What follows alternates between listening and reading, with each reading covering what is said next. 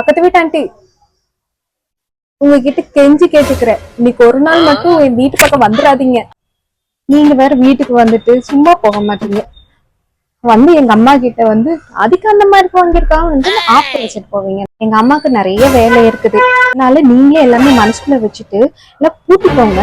கூட்டிட்டு நல்லா வீட்லயே இருங்க, செஞ்சு வந்துடாதீங்க ஆண்டி. ஹலோ சித்தி, சித்தப்பா, பெரியப்பா, மாமா, அண்ணன், தங்கச்சி எல்லாரும் கேட்டுக்கோங்க. உங்க எல்லாத்துக்கிட்ட நான் மார்க் கம்மியா தான் வாங்கியிருக்கேன். எங்க அம்மாக்கு ஃபோன் பண்ணி ராதிகா அந்த மார்க் வாங்கியிருக்கா, ராதிகா அந்த மார்க் வாங்கியிருக்கான்னு ஃபோன் பண்ணி தயவு செஞ்சு யாரும் கேட்டுறாதீங்க.